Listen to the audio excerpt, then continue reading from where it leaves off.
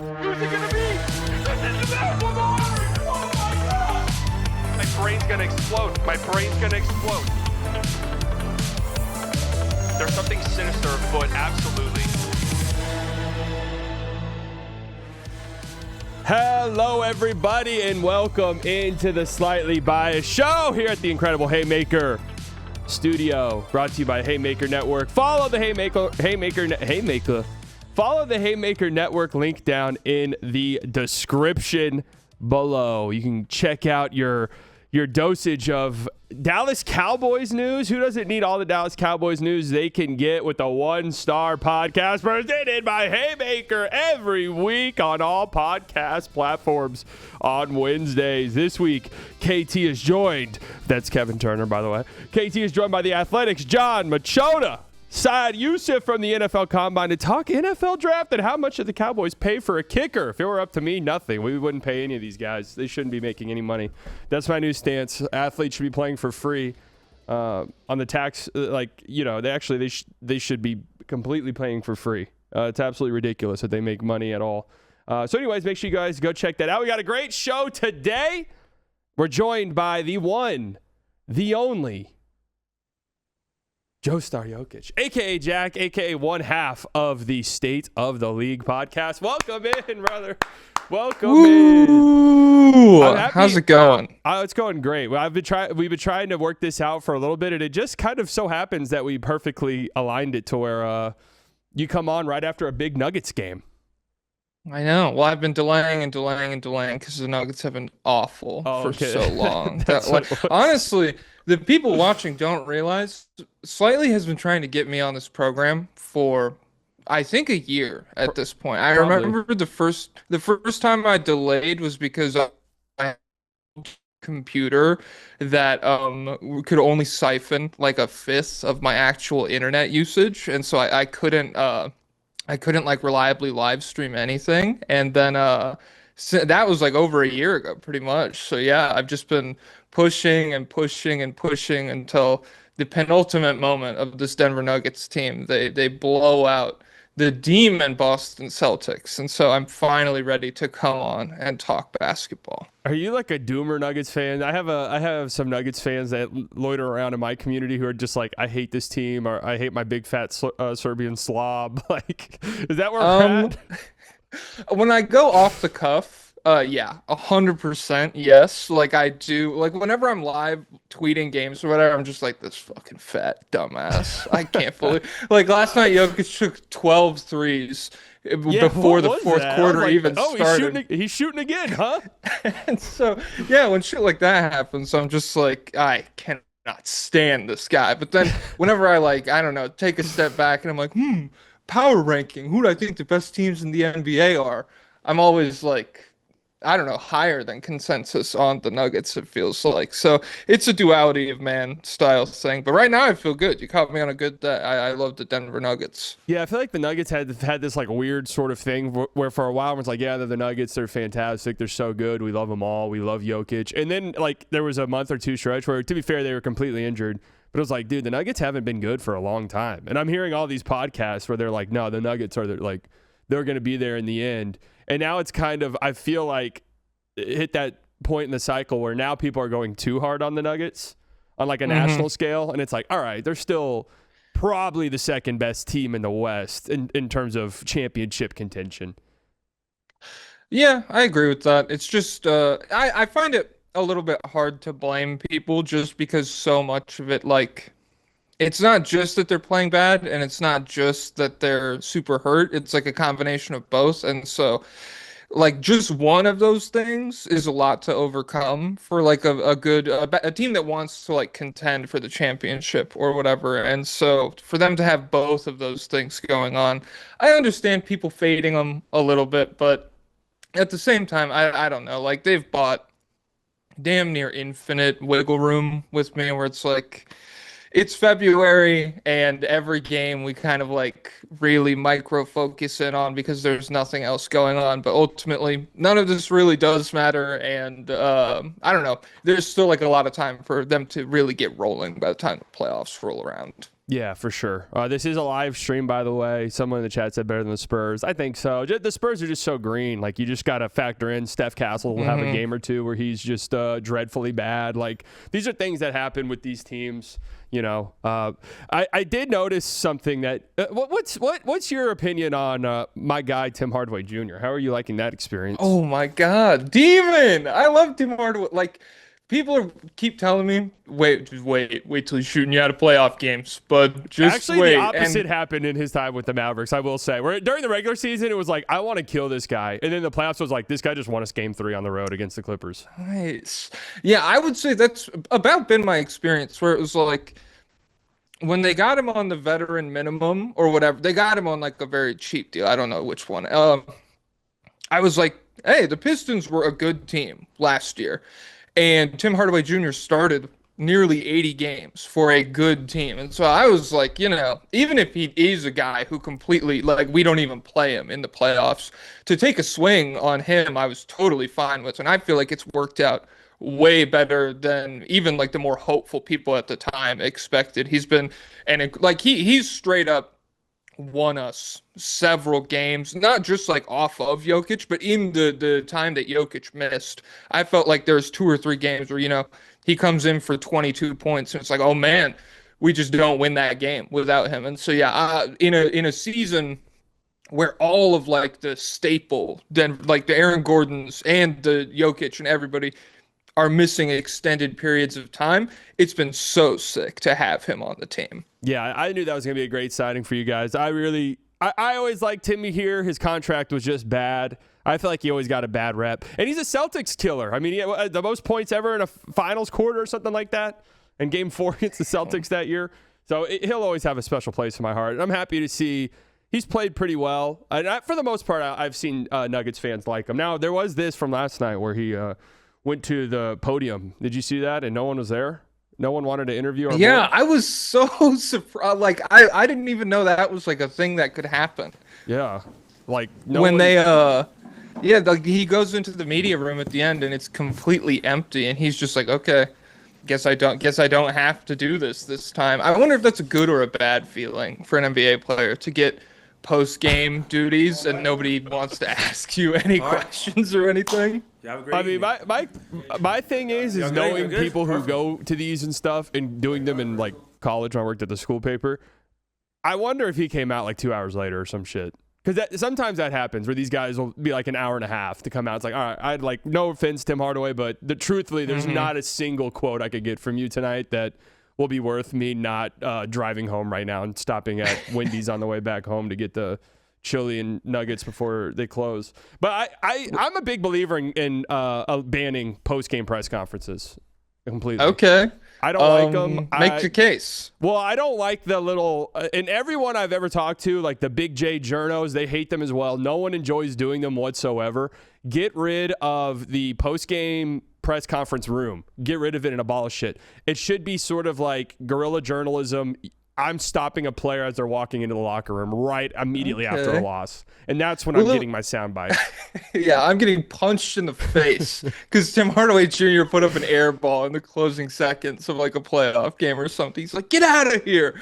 Yeah, I don't know. It would definitely make it more fun. I'm thinking like paparazzi style where it's like flash bulbs going off everywhere. Tim, what'd you think about what'd you think about the rotations in the fourth? Do you think you would have been set up better? And he's just got to be like, yeah, well, we did our best, guys. I gotta go. Because that's all. How often the only avenues for like post-game press conference are very politically nice thing where like everybody is like, you know, he tried to do his job as good as possible. We brought him in to do this or that.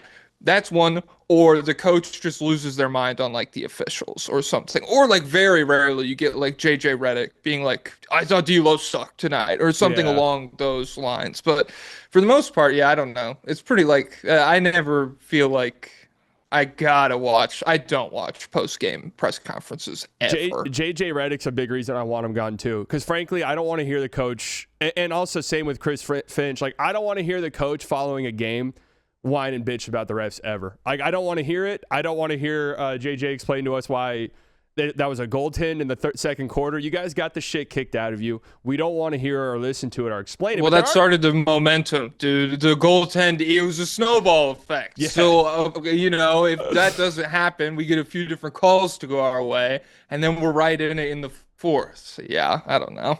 I was listening to y'all's podcast yesterday about making the league better. That conversation. I'm a big real intelligent one. That was a very serious. All these talks are real. I'm a big believer of, you know what, the NBA is an entertainment industry, so just go into it. And what I would do is I'd have like a press. It would be more of like I'd have them in like cattle, like fenced off the press people. Okay. And the moment the game ends, we open up the gate and they have to storm out onto the floor. All of the press people, like paparazzi members with their cameras, and they're trying to chase down these athletes as they're getting back to the locker room. I think that would be entertaining to me versus like, hey, what about that? And I always, and no offense, I love these guys. I'm friends with some of them, but there's something about those press people who are like, I need to prove to this guy right now I know what I'm talking about. And they're like, hey, yes, that horns action in the third quarter, like, what did you see there? And the coach is like, oh, wow, yeah, that was a great read by our ball handler there. I'm like, oh, my God. This is who cares? Ask this guy about freaking clavicular, dude. I'm trying to figure that shit out. Man. That's what we want right there. Yeah, what's your take on frame mogging, Rick Carlisle? Yeah, well, Carlisle definitely hates it because he's a skinny guy. I want to know somebody like I bet Ime Udoka is like I bet he like him and Joe Mazzulla. I bet they're like pro every kind of mogging where it's just like and they're like what it is. They know what it is too. They're like, yeah.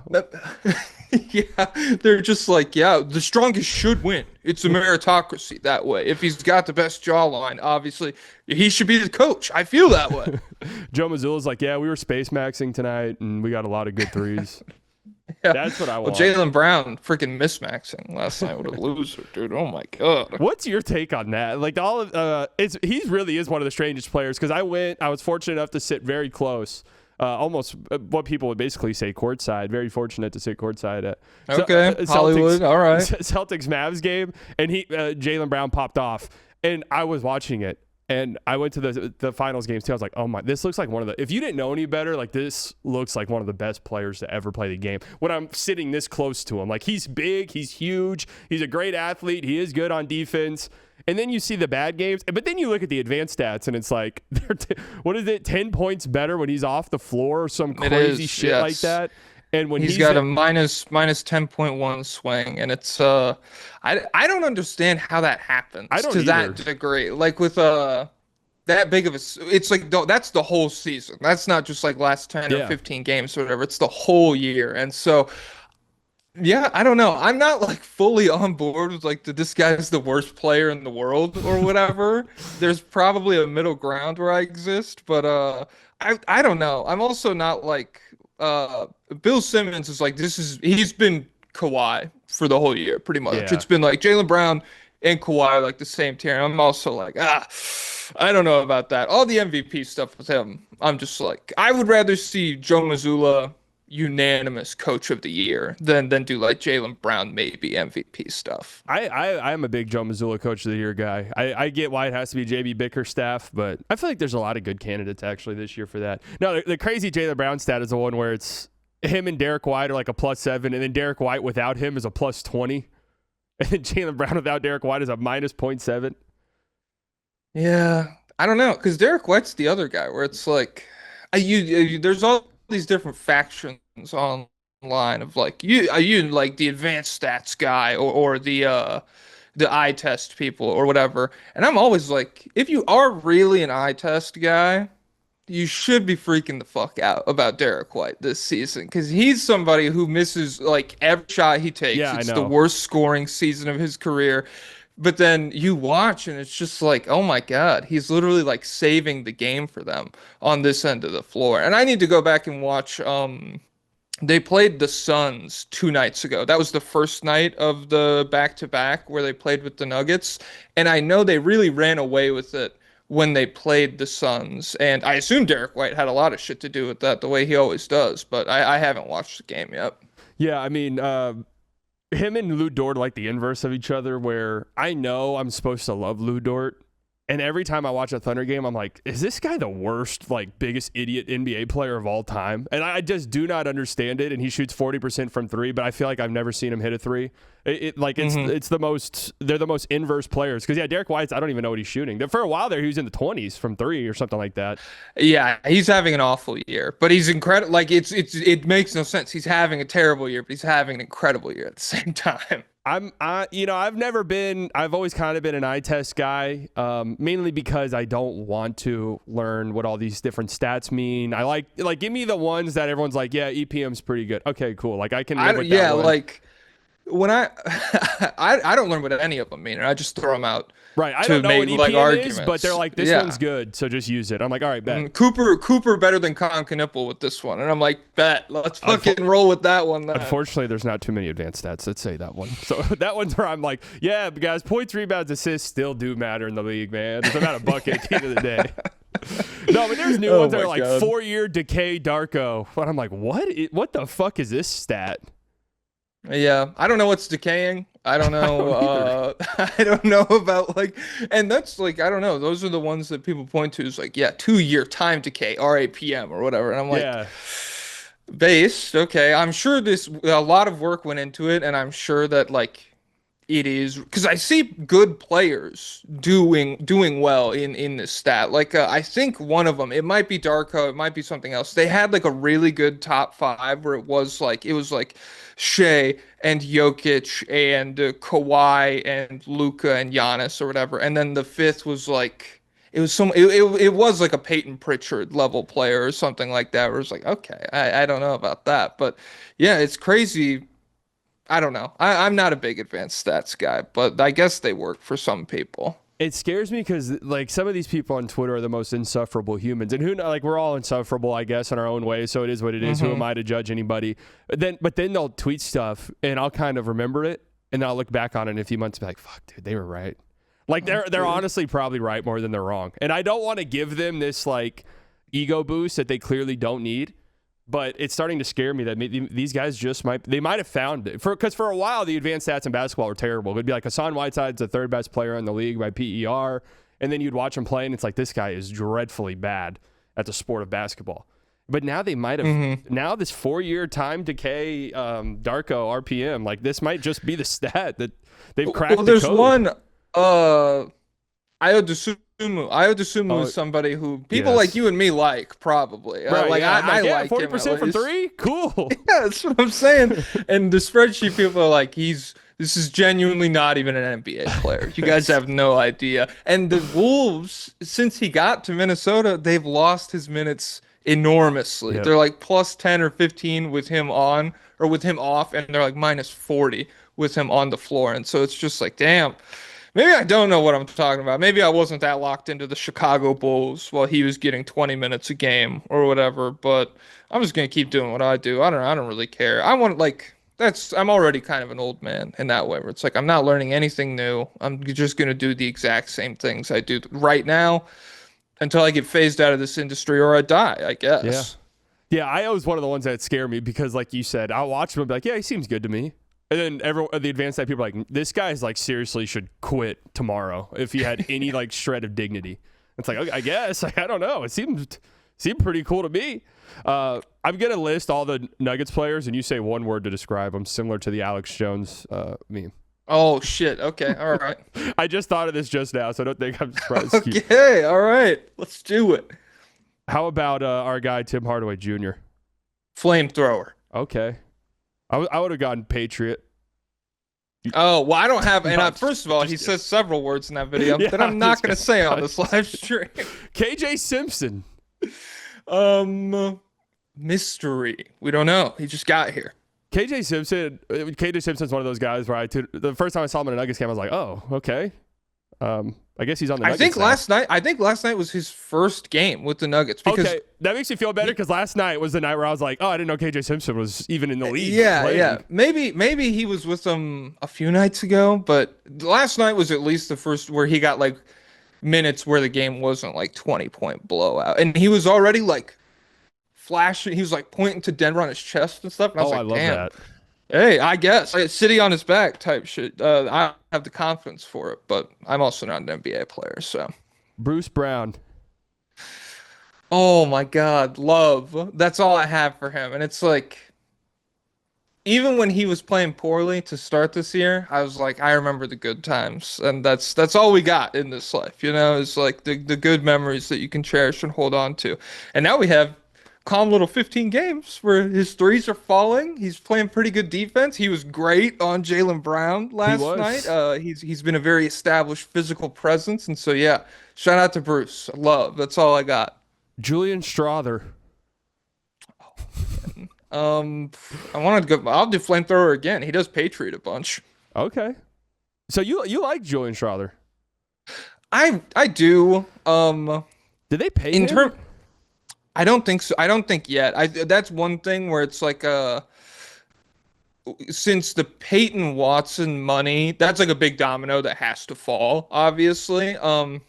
But a lot of people in Nugget circles are like very ahead of the curve. They're like, we got to pay everybody now when they show promise, because otherwise, when they take the leap, then they'll be too expensive for us to retain. And it's like, well, that's probably what they thought when they gave like Zeke Naji 4 years or whatever. But I do think Strother, in terms of like a nice little scoring punch off the bench, he's already like in the Thunder series last year. He already swung 1 or 2 playoff games for him. And so, yeah, like, I don't know. I do like Strother. I just understand the floor is still really low with him. And they have, like, with Hardaway on the roster, they have other guys who could fill the same role. I hope Zeke Naji has a good support system, only because I feel badly where people are like, yeah, this is one of the biggest piece of shit contracts in the league. They have no chance of trading this, and he's making $8 million. Like that. Yeah, I feel bad when I try. There was a moment at the beginning of the year where I was like, this is the bane of my existence. And I was like, maybe he will see one of these, and I would, even one, I would feel terrible about. And so I've tried to cool off on it, but Calvin Booth went on freaking Kevin O'Connor's show the other day talking about how good of a job he did with this team. And so I had to bring up the contract on Twitter again. I was like, I don't think he did that good of a job, dude. That's just so funny. You're making $7 in today's NBA, where guys are making like $50 million who can shoot threes at like 38%. Zeke Naji's making $7. Everyone's like, this is the worst. Like this will financially cripple the Nuggets for the next 3 years. Well, it's because it goes on forever. Yeah, it's like it's the longest contract. That's how I feel about Zach LaVine's contract too. I'm like, how is he still making $40 million next year? Like, what was that, a lifetime deal? I feel like this contract's been in my life for 50 years.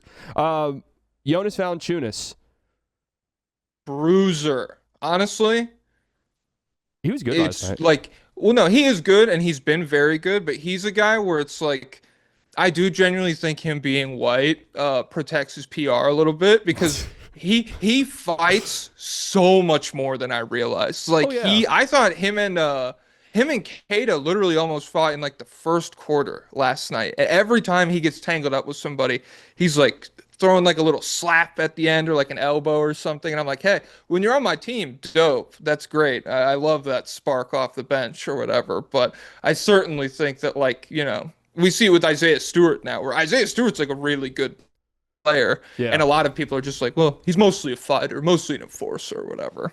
Yeah, Jonas has always been a bit of a brute. I always remember dumbass Luka, I don't remember what season it was, fucked his whole entire season up trying to posterize Jonas Valanciunas.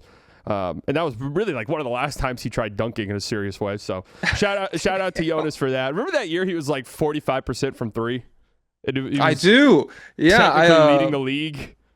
I love that. I love guys like that, where it's like 4 attempts on the season, 50% from three, baby. Yeah. He was at least, I think he was good for like one a game or something with the Pelicans. And yeah, it was a fun year. He's a fun guy. He's just, I did not expect it to be so, I expected physicality, but I didn't expect the intensity that comes along with it with him. He's like a perfect backup for Jokic, because they both can do the like dribble handoff, hard screen thing. That's why like Boogie was so good. I always wondered that, like, why don't you just go get one of these passing big men, like you can find for $2 million as the backup, instead of like DeAndre Jordan. Yeah, just shout so out to DJ. opposite. Not too much on freaking NBA champion DeAndre Jordan, current starter for the Pelicans. Yeah, what a disaster. What are they doing? Yeah, I don't know. But I do, yeah, Valanciunas, I don't know. There's a lot of guys where it's like he can pass or something. And then you get him on your team, you're like, oh, okay, not really. Valanciunas, I never had like super high passing hopes for, but the screens have been so sick. That's one Yeah. thing where it's like when you look at how good Jamal Murray's been this year, he's never had a screener this good when Jokic has been off the court, and that's been really big. Well, he also does the cool little like palm the ball into that little water polo pass or whatever they call it, where it's like that looks sick. And honestly, if I just saw you do that in a pickup game, I would think you're the greatest player of all time.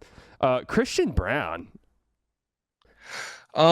Patriot. He is a Patriot. Shaved head this year. Okay. A lot of intensity. I do think he's it's been a tough juxtaposition between him and Peyton Watson this year, where they paid Christian Brown, obviously, and they did not pay Peyton Watson. He's going to be a restricted free agent this offseason. Peyton Watson's been incredible. Christian Brown started the year very, very poorly and then had like a really weird ankle injury that kept him out for a very long time. Overall, I don't know. I like Christian Brown. I think if the Nuggets are going to be like a super serious team, he will be one of the players that improves. The three-pointer will start to fall again, at least at a better clip than it has been for him. And then his defense, I mean, he's one of the only guys that can like keep the Nuggets afloat on that end. It doesn't happen without Aaron Gordon, but both of them I think need to be in the picture for the Nuggets to be a good defensive team. Yeah, for sure. I mean, he had the primary Jaylen Brown assignment last night. Like he's gonna get those guys. I would say scary. Like just paying him, and this has been the year you've gotten. And there was that weird injury, but it's a little scary because like when you pay a guy like Christian Brown and you see like a month of bad play, you're like, oh shit. Like it's just immediately like, yep, I knew it. Deep down, I fucking knew it. I knew it. I knew it was fake, dude. 38% on 3 attempts. That's nothing. One of my biggest fears the past years for the Mavericks was when Josh Green was there, and it was like he's gonna have like a really good 3-month stretch, and they're gonna give him the worst fucking contract of all time. Fortunately, it never happened. But that was one of my big concerns was that was gonna happen at some point. Who else? I mean, Jokic, vampire. Vampire, demon, I mean, beast. Jokic. What does he mean when he says I honestly couldn't. I don't watch enough Alex Jones. Maybe he legit means vampire. I was about to say, he might no mean idea. it literally. Like, I didn't know. Like he's been around for 500 years or whatever. Yeah, no. Jokic, let's say mortal. That would be a good word for him this year. Next level. Finally got hurt. He's finally looked a little regular post-injury and stuff. And so, yeah, mortal. Jokic has seemed like more of a human being this season than any other regular season past. God, the MVP race is just it's become so bizarre. Because there was this little window where if Jokic just came back and was, Jokic, that he would be the favorite right now with SGA out. But he hasn't played that great. And SGA's now missed enough time where you're like, okay, should we start getting worried about like Luka winning his MVP this year would be hilarious if it was just, well, I guess Luka's winning it this time.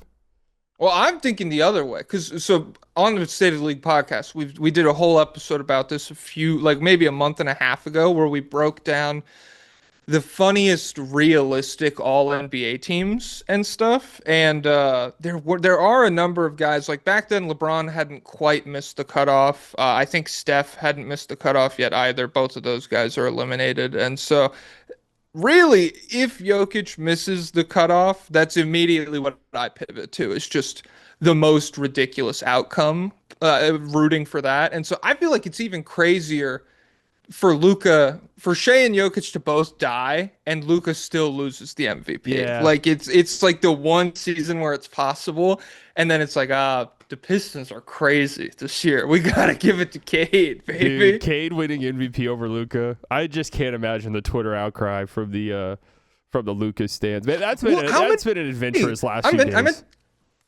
I wanted to ask you this.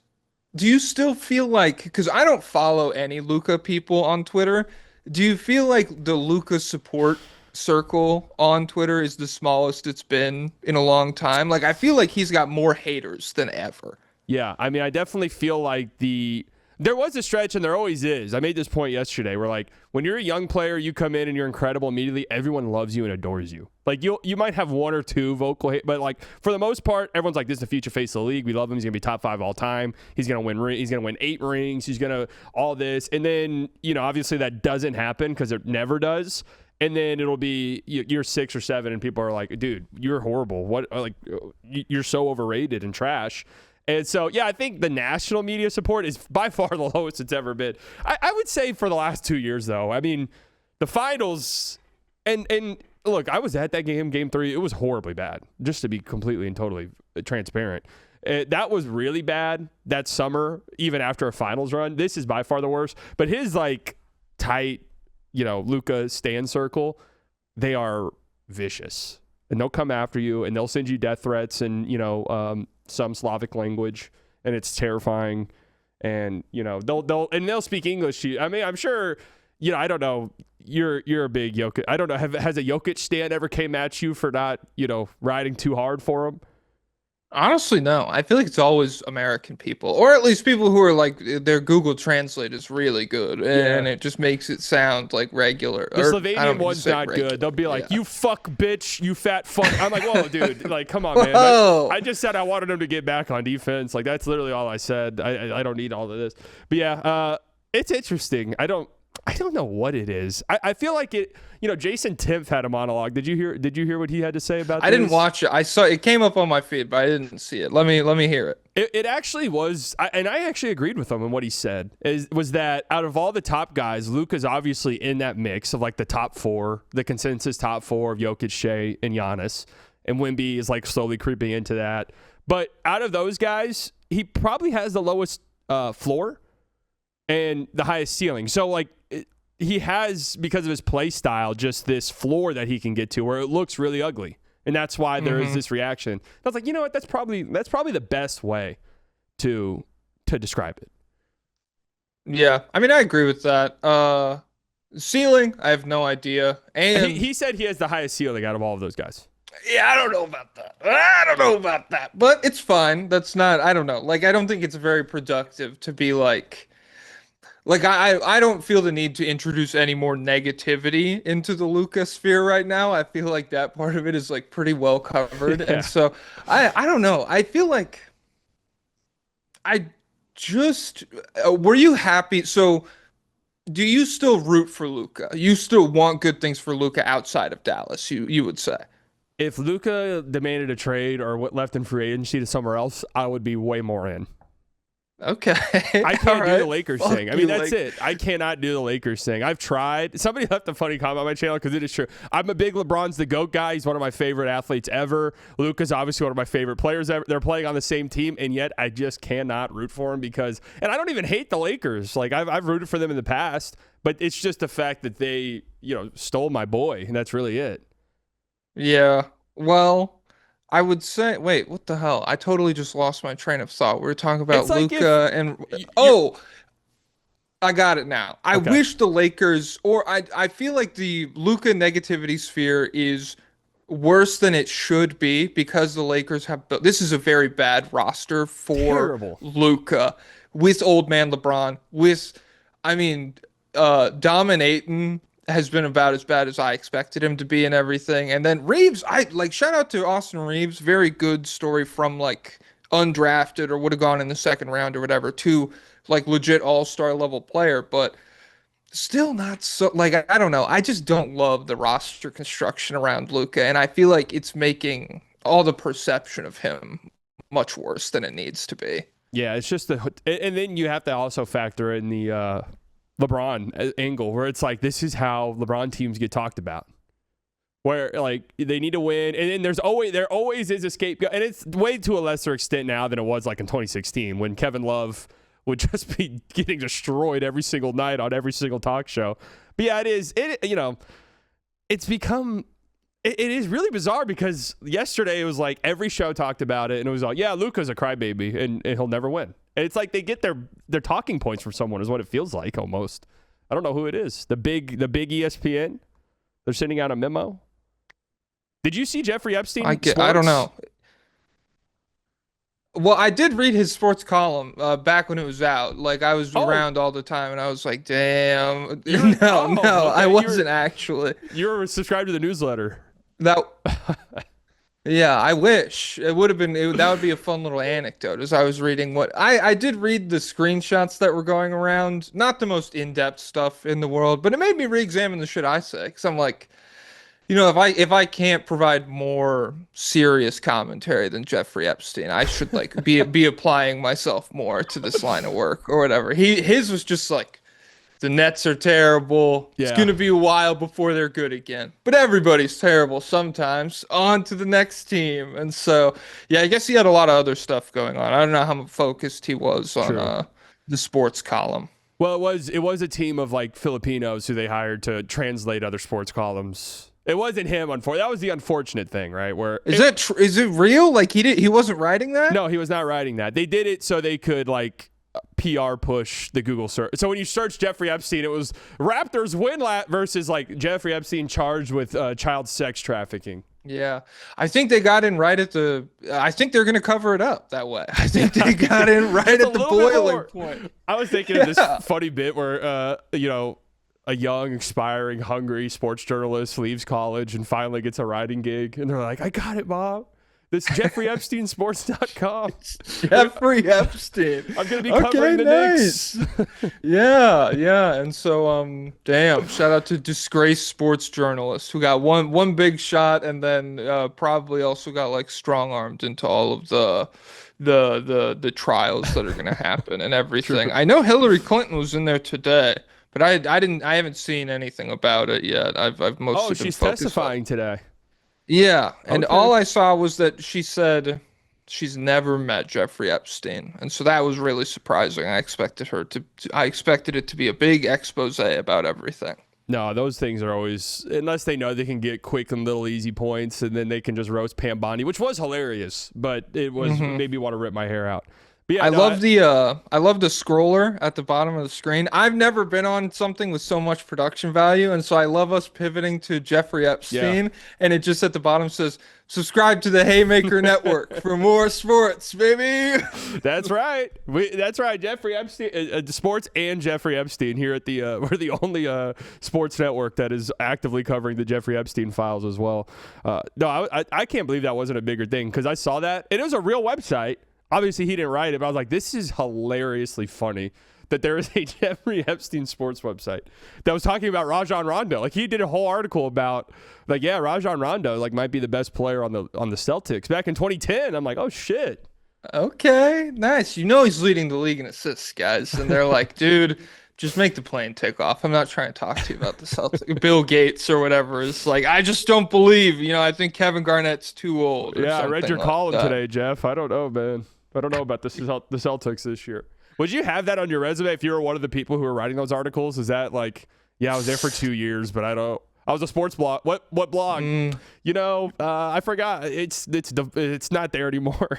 Yeah, I bounced around for a while. I don't know what's better. Because I also have never. I've been a sports influencer since I graduated from college, and so I've never had to. Is it better to have a 2-year gap on your resume, or is it better to have 2 years working at sports.jeffreyepstein.org? I don't know which one employers are more concerned about. Yeah, I feel like you almost have to own it. It's like, yep. And I was responsible for pushing down the child sex trafficking searches Okay. on Google. Eminem 8 Mile type shit. I where didn't know it's I was like- doing it, but it worked. That's what I would say. I was unaware. Nice. I didn't. Hey, they paid me to write about Rondo, and I did, and that's all. That's all that we had to do with that. And so, yeah, I I'm don't know. imagining That like would a be hiring crazy. agency. You send out your your past work, your portfolio, and they're reading it like, it's a good article. What, Jeffrey Epstein sports? The fuck? Yeah, I've seen sports. Yeah, just Okay, ignore that. guys, Ignore that part. we'll just keep.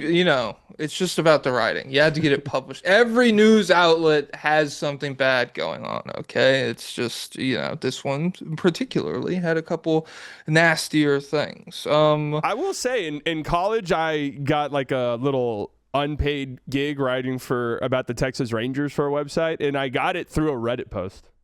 So that they don't care where you write. That's nice. I started a Substack when Luka got traded, and I've written two things on it ever since. And so, Yeah. Substack.com/Jokic Show, or There you go. It's whatever. a I'm great sure. great ad for that. Yeah, it's really boom. Every couple months, I'm like, oh, I should get back into that.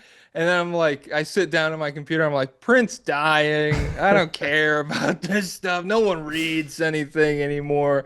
And then I walk away from it. But it's a good feeling of accomplishment when you get something put down to paper. It is. Writing is great, but I would never do it again ever. Did you see this? That Atlanta Hawks are doing Magic City night.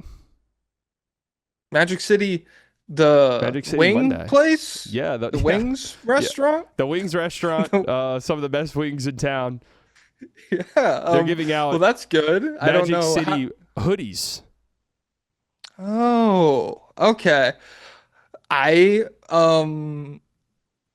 if I was a parent, I don't know how cool I would be. But I'm not a parent and I just wouldn't, I don't know. People aren't dumb. There probably won't be that many kids there, I guess. And so whatever. That's a fun little collab. Top reply, Rob Perez. Will kid sizes be available? Oh, okay. Thanks. Shout out Rob. That's the guy who follows like 1 million people on Twitter, I right? had to unfollow him because he wasn't following me, and I was like, all right, so you follow 1.2 million people, and I didn't make the cut. So that made me think, all right, man, you're done for me. Well, that's the same. I'm the same way, where it's like, and there have been funny screenshots about this, where it's like someone with 3 followers, one of them is Rob Perez. Yeah. It's like, how did I miss the cut? I'm on here all the time, and I talk about basketball. How are you not following me? But yeah, shout out to Worldwide Wob, I suppose. 1.2 million following. That is lunacy. But I like this actually. I know that, yeah, and they are framing it. They're advertising it like, guys, it's the Wings place. I think it's funny. Let's go. Like I said, this is an entertainment industry. Let's buy in. I think every team should do this based off, the culture owner. Like I know, like March 16th, Mossad night at American Airlines Center. Every first 5,000 fans get a Palantir drone fully functioning. Okay. Well, I've been on the grind.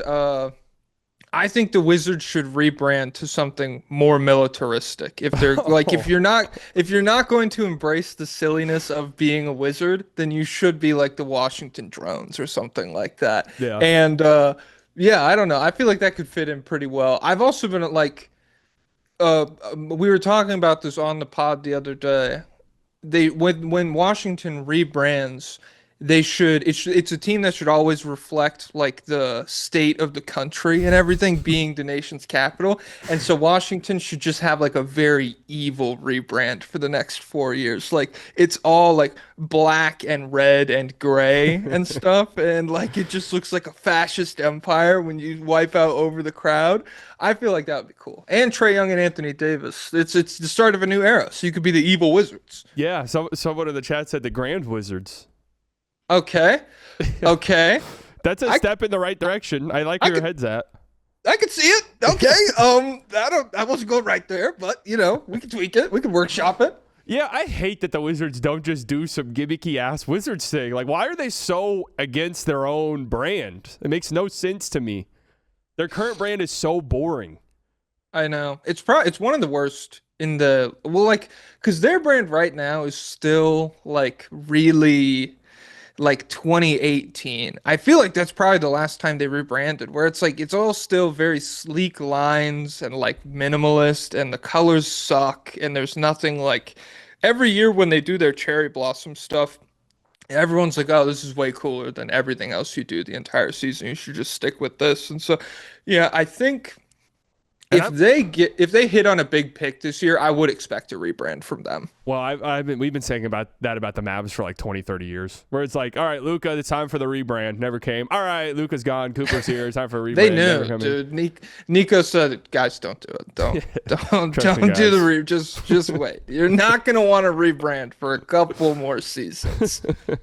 I honestly don't even like this is one of my unpopular opinions. I really don't even like the cherry blossom jerseys that much.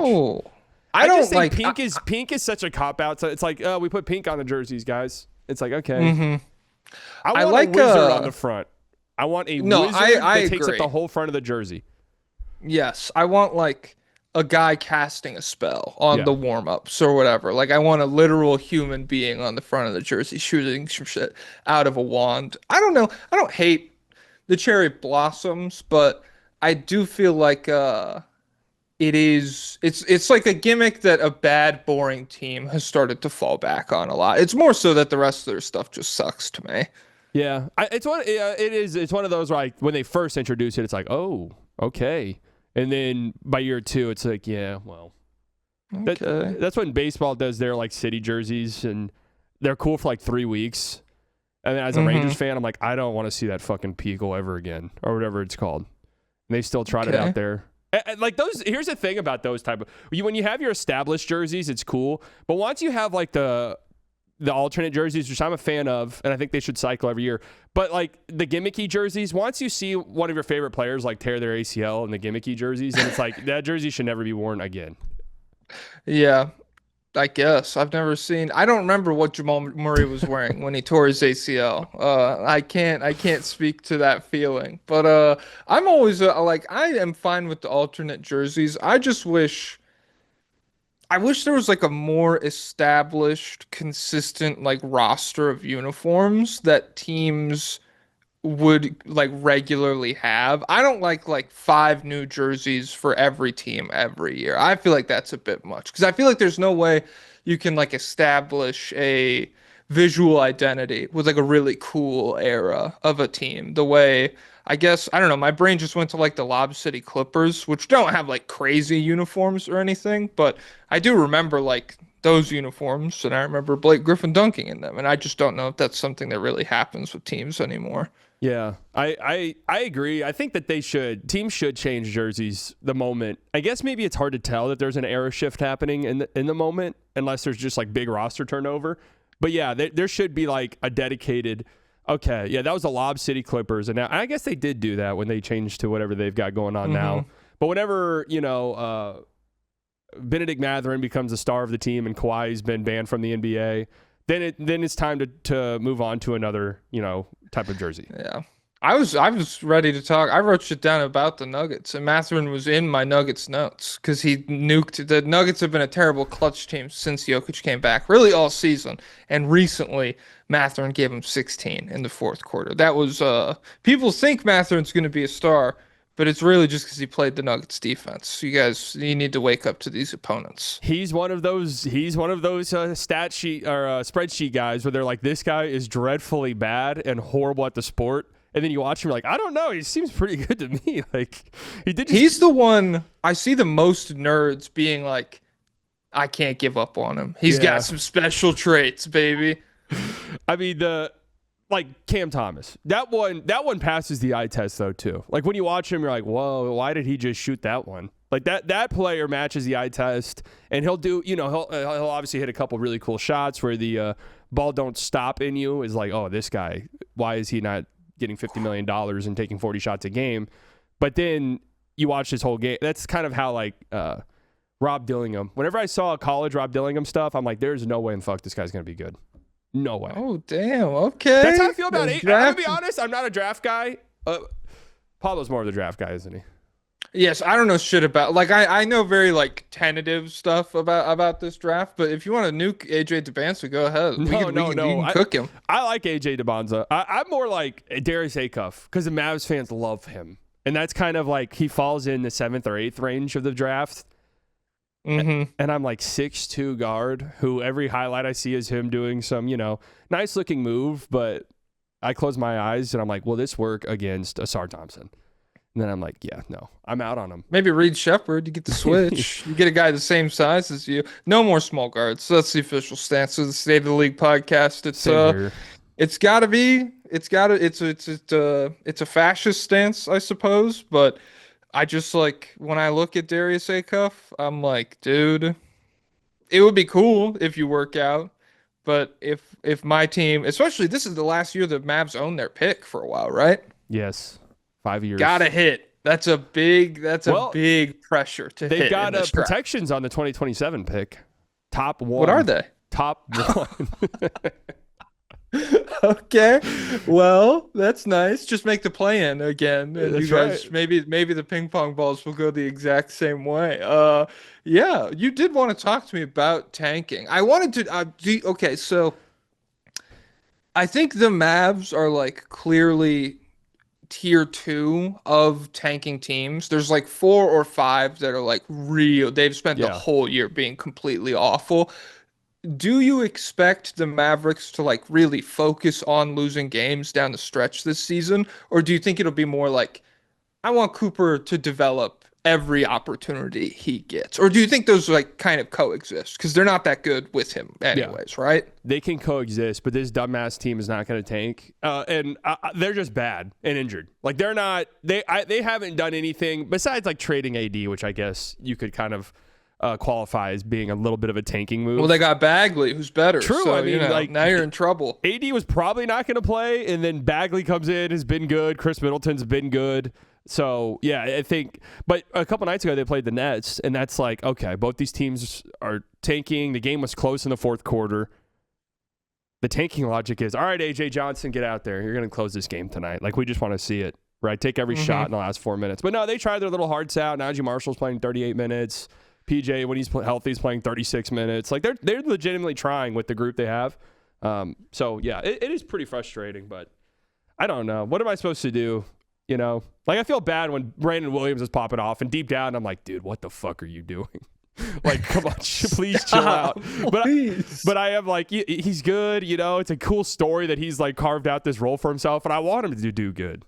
Well, at least he's like a guy that like you could theoretically sell yourself on, maybe that's like rotation guy in the Yeah. Cooper era or whatever. The Wizards have been doing the same thing, but it's with guys who like are getting like a second 10-day contract or something, like 25 points, 10 points in the fourth quarter from like Sharif Cooper or whatever. Shout out to Sharif Cooper. I don't mean disrespect to anybody when I talk like this, but as someone who wants to see the Wizards get a good pick, it is super. It's like, damn, dude, I know you gotta like get your contract or whatever, but I cannot believe you just led this team to a win. That's fucking crazy.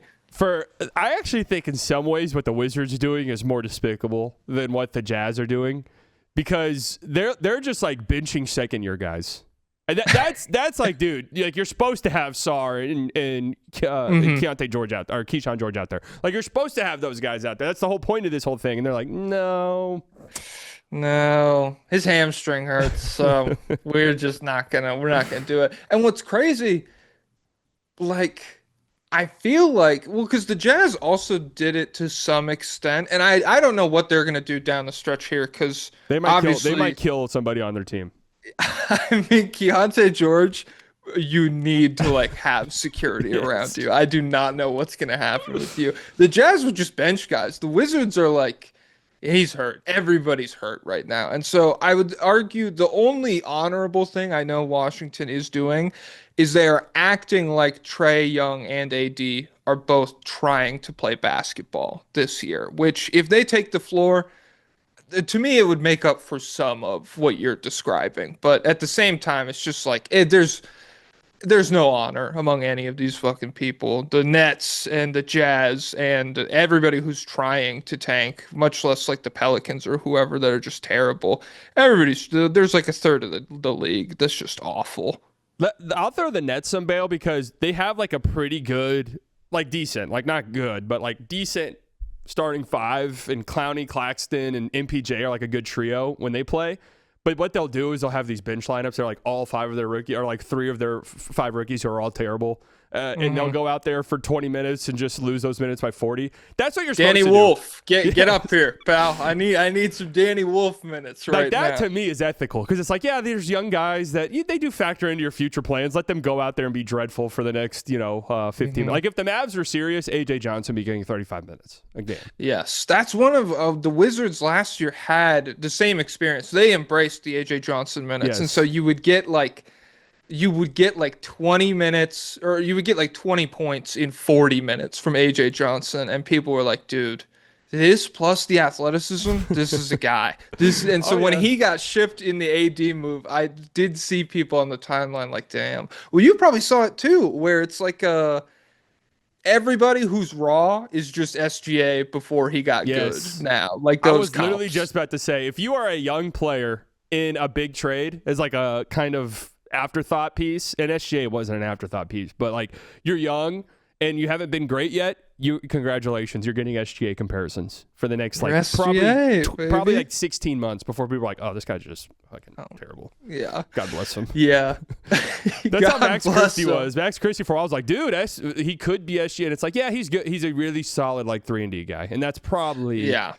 And there's nothing wrong with that at all. He'll make $20 million a year on his next contract, and that'll be Well, yeah, that's like I feel better for him. Like that's like the category of guy where I start to feel more comfortable like, shitting on him or whatever. When it's a guy who's like, I don't know where AJ Johnson will be in 4 years, then I start to feel a little worse. Where it's like, oh man, I yeah. look back 5 years now, he's in Greece or whatever, and it's like, oh jeez, I was really mean to him back in 2026. That's why I try to preface the AJ Johnson thing I say, because I've had Mavs fans who are like, dude, AJ Johnson, and I'm like, I'm just gonna be real with you, AJ Johnson's terrible, and I God bless the guy. I don't mean it in a mean spirited way, but he's just not good, and he's probably not going to be good at any point in his career. So shout out to him. Someone What asked about Mo Bamba? Oh, you go. Oh, Sorry. no, Mo Bamba was in Mo Bamba. So the 2018 draft, funny enough, and I have no proof of this because I did not have a digital footprint at the time. But the 2018 draft was the hardest I've ever gone in on a draft. And fuck, I wish I had my big board because I look like I could probably be working in a front office if I was able to send people out. I was like Luka. Mo Bamba's terrible. Ayton, I knew Ayton's problems. Bagley terrible. Trae Young, because there was like this weird Trae Young thing where I don't know where he would go in a redraft actually, but like people were really low on him. Mm-hmm.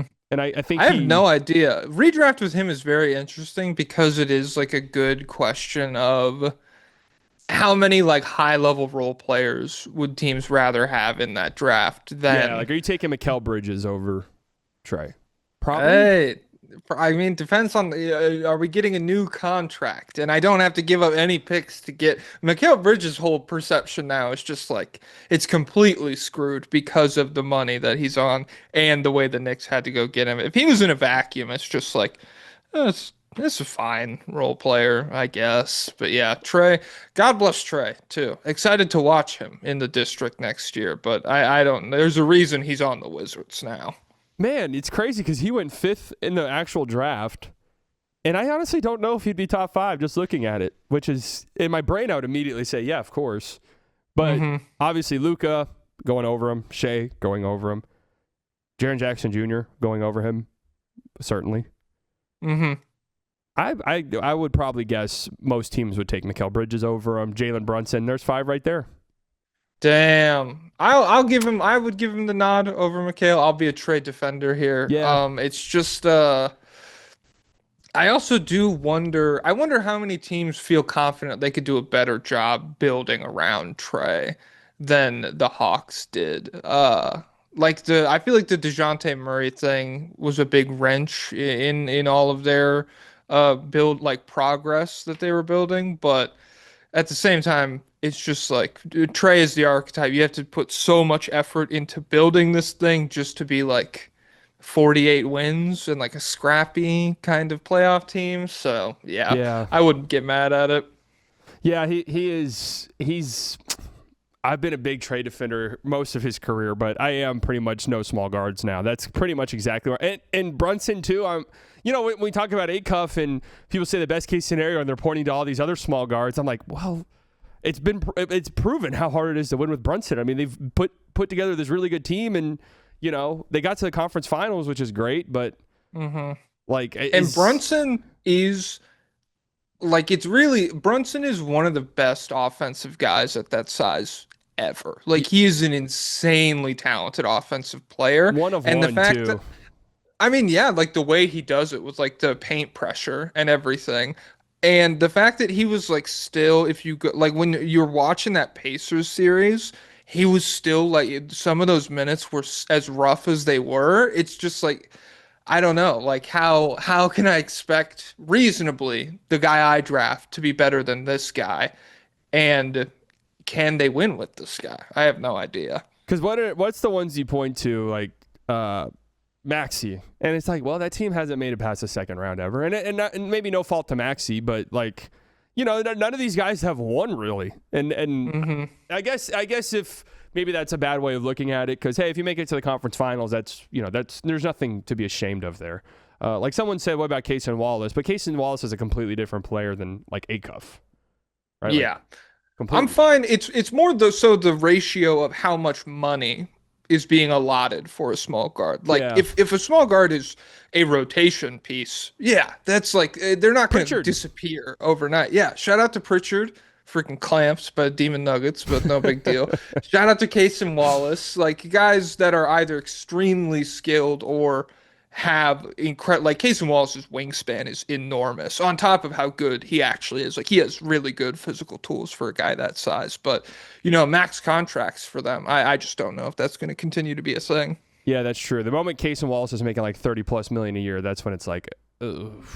Oh damn! What's the salary cap look like? Okay, it's $4 billion, so yeah. we've got enough room for everybody. Well, actually, I was going to get into some of the tanking talk, but that's we could ramble on for so long about it. And honestly, I'm just kind of done talking about it. Well, it is annoying. My whole thing, the only thing I really care to say at this point is that I feel like the league has a responsibility to at least be neutral towards small market teams in terms of like, if I'm someone who doesn't watch basketball and I ask the question, why should I watch the Jazz or the Wizards? Why should I become a fan of a team like this? It's totally fine for a different fan to be like, you shouldn't.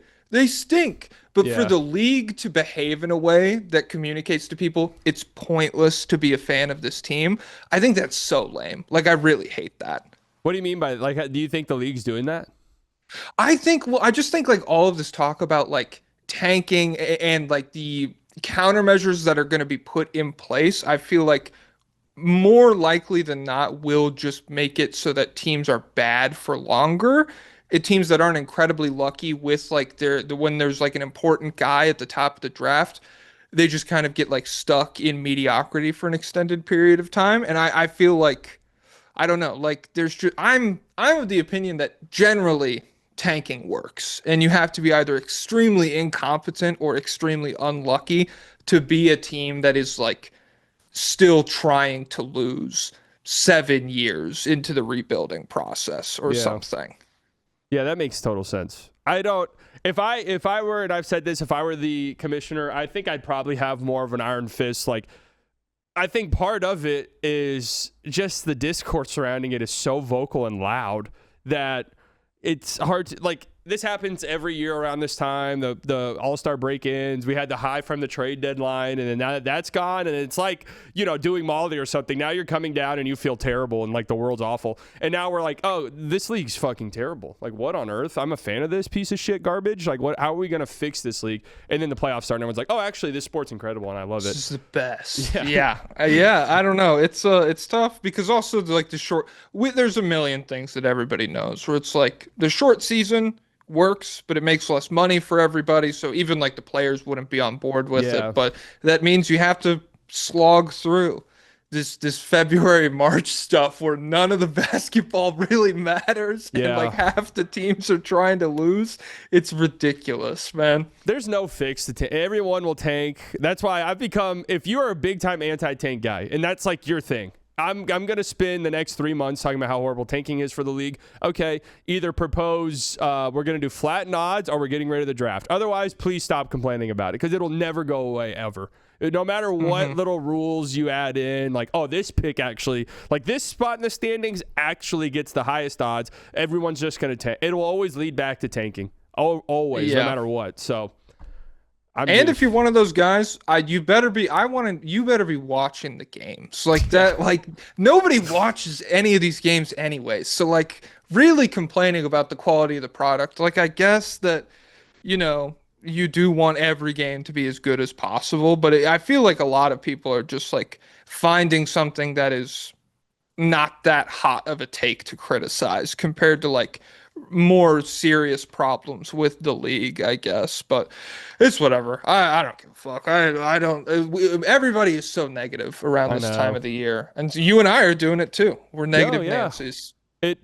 See, I feel fine being negative myself because I feel like I'm coming from a place of genuine love. Like, I do love the league, and I will sit down and I will watch the Pacers and Nets. Like, I will sit down and I will watch it, and by the end of it, I'll be like, oh my God, who the fuck were the last 5 guys who scored buckets for the Pacers? I've never even heard of them.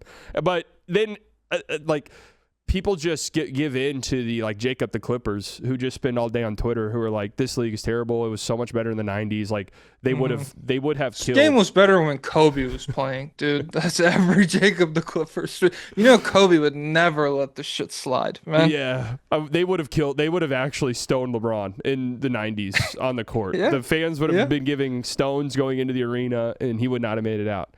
And it's like these guys like lead the conversation. Funny enough, they're like at the focal point. That used to be before Kevin Durant. Something happened. And he's not on Twitter anymore. That used to be a guy he would go back and forth with on Twitter a lot. Oh, he's still on there for sure. Like Kevin Durant is. There's no quitting for him. He's not. It's like when you're an addict, you have to want to quit, or otherwise you're never going to quit. There's no way Kevin Durant wants to quit Twitter just yet. Maybe ever.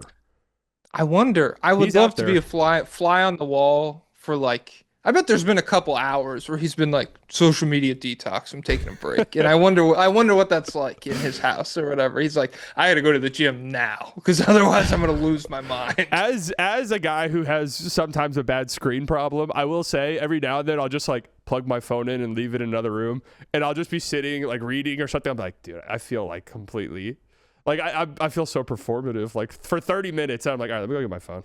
But in that 30 minutes, I'm like, I'm a free, like the world doesn't matter to me. I'm so like, well, sometimes it can click for me, but I'm terrible. I have my phone next to me while I read, and I do like a brain rot, like I got a page in. Let me see what's up on Twitter or something. I cannot have my phone by me when I read ever because then it gets really bad.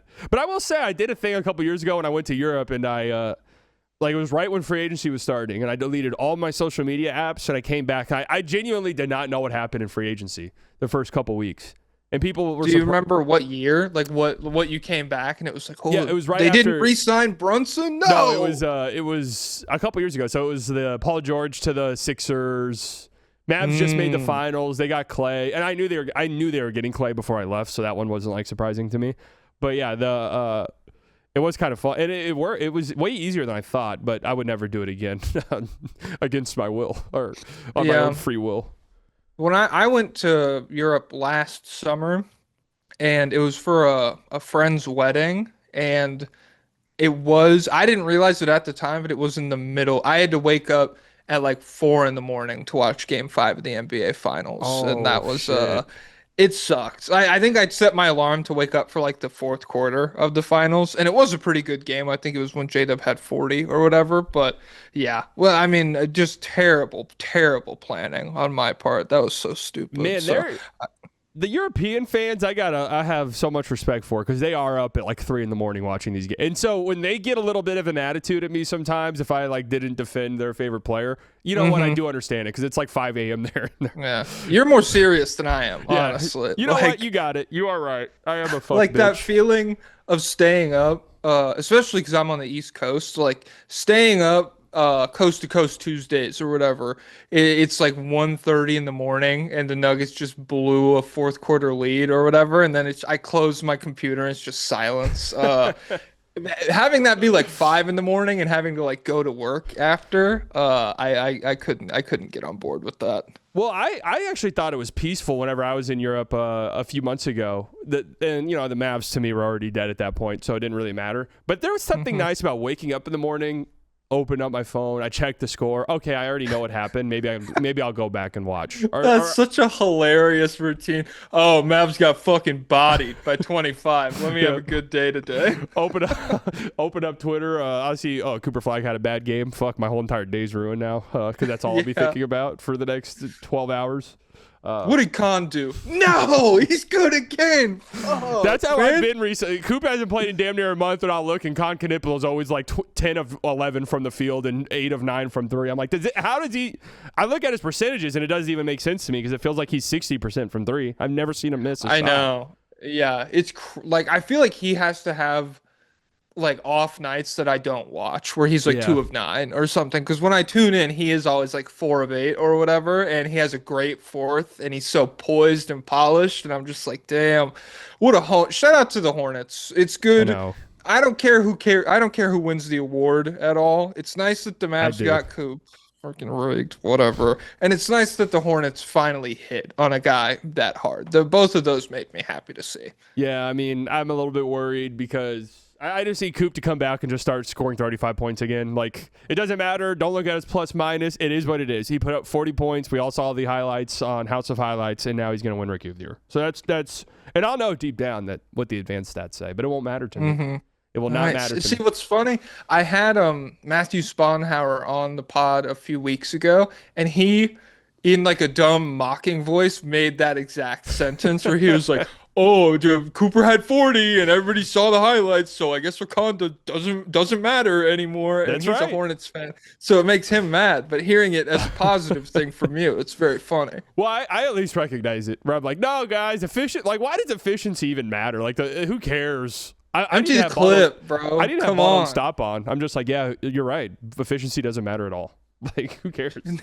That's not how you Shout win out games. to that. Yes, that's what. Well, because if Khan really had that killer mentality, he would also be 50% true shooting, and he would be averaging 30. He would just be bombing everything the second he touched the ball. I forgot. One college coach famously said, I forgot who it was, but if you're shooting 40% from 3, you're not shooting enough. So it's actually a knock against Khan. He's a loser, dude, and he's old. I love being like just way too old to be talking about people like this anymore. Where it's like 21-year-old rookie. Was this guy a fucking mummy? Oh my god! This past summer was one of the oldest I've ever felt. I bought a Cooper Flag jersey and I was like, I don't know about this one. Like, this is a little weird. 2002, golly, man. He was like freaking not younger than even Ben 2002, 10. dude. Crazy. 2006. Oh. He was like 8 months old whenever the Mavs went to the finals in 2006. I'm like, yeah, this one feels a little strange. Like, hell yeah. The freaking inevitable creeping of time, ladies and gentlemen. One day you wake up and your entire life has passed you by and you say, it's not over. It's been over for years. You're old. Give it up, baby. I'm a subscriber to the Gary V. You're 40 years old? You're a fucking baby. You're just a little child. Well, 40 is very young, but 30, it like resets somewhere in there where it's like you lose it and then you get it back. Well, I've heard people say 30 is the 30 is not that bad of a year. 31 is where you're like, oh fuck. Like now, like when you turn 30, it's like, oh, the 30s are gonna be a golden decade for like, let's go. And then 31's like, whoa, we got off to a rough start. My beautiful fiance is about to turn 30, and so for her, obviously, it'll be an incredible decade full of prosperity, and it'll be a perfect life. But for everybody else, that's what I'm describing. I'm going to be Chinese in my 30s. Like that's kind of where I'm at, just in a lot of ways. Ni hao. Okay, that's right. All right. I'm just adopting a lot of their beliefs. Year of the horse. And nice. I bought a shirt on Depop the other day from a museum collection of the terracotta warriors. It's got like a bunch of colorful terracotta warriors on it. It says warriors, tombs, and temples on it. And so yeah, I guess that's my contribution to the Chinese ification of everything. That's my number one wish list trip is China. That's where I want to go next. Full stop. That'd be well. We're getting in trouble. Back. Okay, take some state secrets. Yeah, just kidding. Comedy. There was news today that I guess there's an executive order floating around that China interfered in the 2020 election, and so thank God. Well, no, because now it would give him a lot of power over stuff, and so I guess it depends who you're talking to. Maybe some people watching this like that, and you guys are thick fucks. Can we share this screen? This is what you're going to see on a Fox News report. Defamed YouTuber sold state secrets to China, and this is the picture that's going to pop up. Wait, can I put it on? Right here. Oh my God. What is this picture? This Did is you my get pa- this is my- arrested at this one? is- no, Oh, this is my passport picture I took 2 days ago. dude, you know what's crazy? They let me smile in my passport photo. Dude, I felt bizarre because the person who did it after me, they did one picture, and I had to take like 8. The guy was like, maybe tilt your. I'm like, okay, I guess I'm just fucking hideous. And what rocks?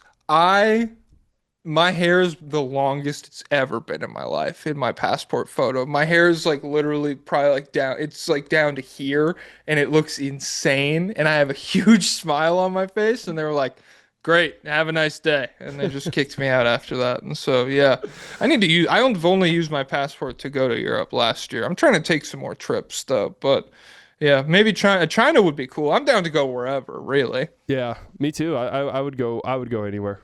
That's. I'm pretty open. Really? Pretty much. What about anything. what's a bad place? I'd go to North Korea if that's where you're going. The only place I No. wouldn't go, like I'm pretty out on Oklahoma, just entirely. Okay, beast mode. OKC, seethe. You guys are pissed. You Not guys that really, bad. Not that bad of a city, believe it or not. Well, what's around it is the thing. Desolation It is, and open but plains. In the and little stuff. in the little bubble it's in, it's really not that bad. Mm-hmm. Hotels in Mexico. Well, Really give cheap the right rest- now. I'm going to Mexico in a couple of months. I hope everything's cool. I hope. Hey, listen. I hope that for your sake too. Yeah. I hope everything's settled down. No, okay, Israel. Yeah, we could scratch Israel off the list. That one is. Dude. Well, Don't tell Joe Miriam. Mazzulla. Joe Mazzulla wants to go there. I know that. That's one thing he said. I swear he wanted to take the whole Celtics team after they won the title. I don't think they made it out there though. Can you imagine getting that email like your Luke Cornett? Hey, Joe Mazzulla's got us on a plane to Israel tomorrow. Like what? the fuck? We are going to Tel Aviv tomorrow. No, I'm going to San Antonio, Do I have dude. to? You're texting me right now. Yeah, that's a bit crazy. That is a bit wild. Well, all right. We ran a little long. Sorry for keeping you. Plug your stuff. This is nothing. This is nothing to me. I go freaking 3 hours twice a week Oh, I on the know. State of the League podcast, baby. New episodes Wednesdays, Saturdays, and Sundays. YouTube, Twitter, well, YouTube and Spotify and everywhere you get your podcast is State of the League. And then I am at Joe Star Jokic on Twitter and I'm on TikTok and everything. Thanks for having me on. This was a good time. Thanks for coming on. It was a great conversation. It's funny because I sent you all these topics, and I just sent you one because I know you're supposed to send topics. So I was like, "There's no way we're going to talk about any." Like, I really did want to sit down and talk about the Nuggets for an hour. Dude, doesn't matter. Well, it's because their clutch rating second worst in the league. Everybody, so that's all we need Is to that talk real? about with the Nuggets. Second worst defensive rating in the clutch. Fifth worst net rating. Interesting. Very interesting. All right, we'll have to monitor that situation as the playoffs get closer. Thanks for coming on. Thank you guys for tuning in. We'll be back next week. I love you all. Enjoy your weekend. You have until tomorrow if you're in Texas to vote. Early voting ends tomorrow. So get out and vote in those primaries. I won't tell you who to vote for, but use your brain. All right, love you guys. Bye.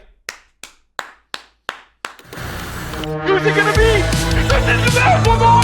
Oh my God! My brain's gonna explode. My brain's gonna explode. There's something sinister afoot, absolutely.